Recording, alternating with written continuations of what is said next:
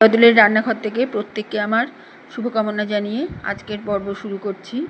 আজকে আমি একটি সহজ সরল আর খুব লোভনীয় একটি রেসিপি নিয়ে এসেছি। সেটি ধোকা।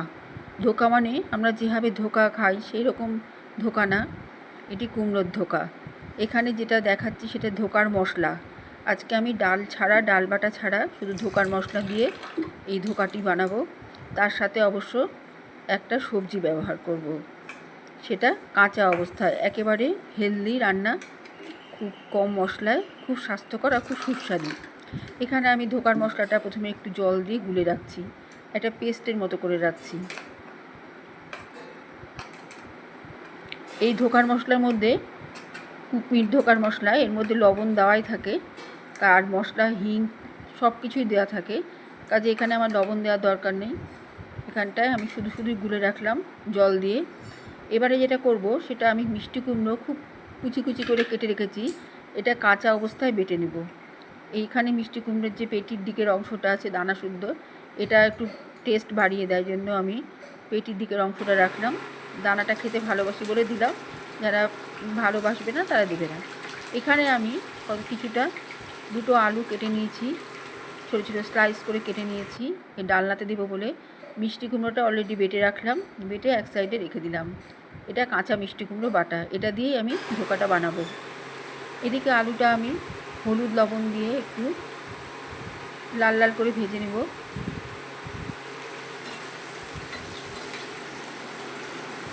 মোটামুটি ছাঁকা তেলে আলুটা ভাজা হবে, তা না হলে আলুর একটা কাঁচা ভাব, গন্ধ থেকে যাবে রান্নার মধ্যে। এখানে মশলা আমি দেব, সেটা পরে দেখাচ্ছি। জিরে, লবণ আর হলুদ এই দিয়ে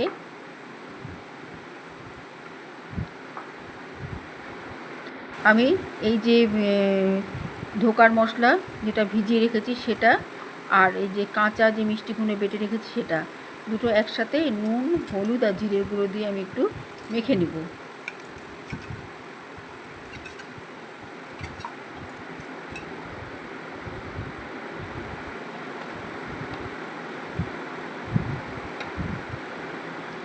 বেশ প্লেন করে, মসৃণ করে মেখে নেব।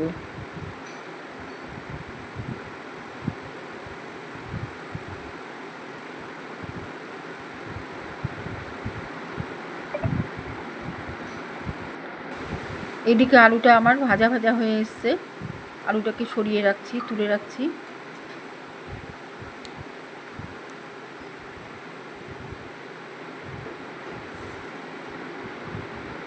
কিছুটা তেল আমি কমিয়ে রাখবো এখান থেকে।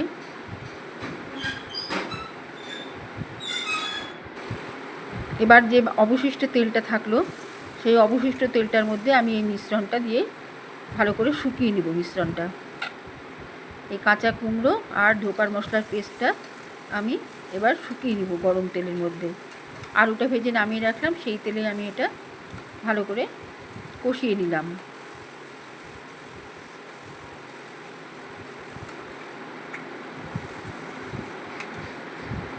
ভালো মতো কুমড়ো রস টেনে গেলে, এর সাথে একসাথে একবারে মিশে গেলে ধোকার মশলাটার সাথে, তারপরে আমি নামিয়ে নেব। এখানে আদা, লাল লঙ্কা, জিরে আর ধনে এটা আমি বেটে নিব জল দিয়ে। এবারে যে আমি কুমড়ো আর ধোকার মশলার যে এটা বানিয়েছি, কষিয়ে রেখেছি যেটা, সেটা আমি একটা জায়গায়, একটা বাটির মধ্যে রেখে দিলাম। একটু টেস্ট করে দেখলাম কেমন লাগছে, লোভ সামলাতে পারছিলাম না। এবার একটু মশলা, যেটা জিরে, আদা, ধনে বেটে গেছি, সরিয়ে দিলাম। এই কাঁচা মশলাটার মধ্যে একটু গরম তেল দিয়ে আমি এই যে পেস্টটা, যেটা আমি এই ধোকার জন্য মিশ্রণ যেটা বানিয়েছিলাম, তার মধ্যে কাঁচা মশলাটা দিয়ে আমি মেখে নিব। কারণ কি, এই যে মশলার যে একটা আলাদা লোভনীয় গন্ধ, এই গন্ধটা এর মধ্যে বসে যাবে, তবেই ধোকাটা খেতে খুব লোভনীয় হবে। এবারে আমি ওটা ওই অবস্থায় মেখে রাখলাম। এদিকে আমি একটা থালার মধ্যে তেল ভালো করে মিশিয়ে এইবার মাখা মশলাটা আমি এখানটা দিয়ে পিস পিস করে কাটবো। এখানে একটু ময়দা বা বাইন্ডিংয়ের জন্য কিছু দিলে ভালো হতো, তাহলে এটা একটু শক্ত হয়ে যেত, তা না হলে একটু নরম নরম হয়।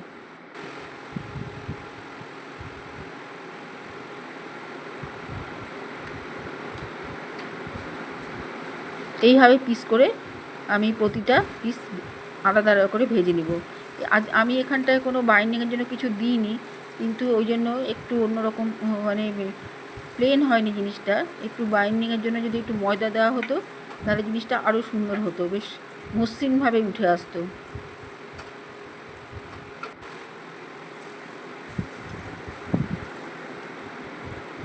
এইভাবে ধোকাগুলো আমি ভেজে নিলাম।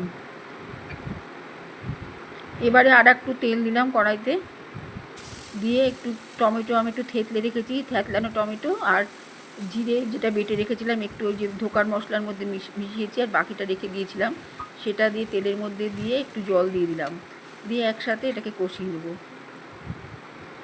বেশি ফোড়ন টোড়নে গেলাম না, কেননা আসল স্বাদটা তাহলে হারিয়ে যায়। এবার হলুদ দিলাম একটু, আর একটু লঙ্কার গুঁড়ো আর একটু জিরের গুঁড়ো। একটু গুঁড়ো মশলা না দিলে শুধু বাটা মশলার উপরে রান্নাটা খুব একটা সুস্বাদু হয় না, বিশেষ করে নিরামিষ রান্না এইভাবে একটু সুস্বাদু হয়। তবে এইভাবেই জলের সঙ্গে সম্পূর্ণ মশলাটা, আলুটাও সেদ্ধ হয়ে যাবে, মশলা একেবারে মশলার সঙ্গে গ্রেভি তৈরি হয়ে যাবে। টমেটো আছে, সব দিয়ে ভালো করে কষিয়ে নিয়ে এবার গরম জল দিয়ে দেবো। কাঁচা লঙ্কা দিলাম এটা ফ্লেভারের জন্য। এবার একটু গরম, এখানে অবশ্যই গরম জল দিতে হবে, ঠান্ডা জল একদম না, তবেই তেলটা ছেড়ে আসবে, উপরে ভাসবে তখন তেলটা। এভাবে আর একটুখানি ভালো করে নেড়ে এটাকে সিদ্ধ করে নেব। এবার গরম মশলা বাটা দিলাম, আমি কিন্তু এখানে বেশিরভাগই মশলা বেটে ব্যবহার করেছি। ধোকার ডালনায় বাটা মশলাটা বেশি ভালো লাগে। এবার ধোকাটা রেখে উপরে গ্রেভিটা ছড়িয়ে দিলাম, আর সামান্য একটু গরম জল উপর দিয়ে ছড়িয়ে দিলাম, দিয়ে সামান্য ফুটিয়ে একটু ঘি দিয়ে নামিয়ে নেব।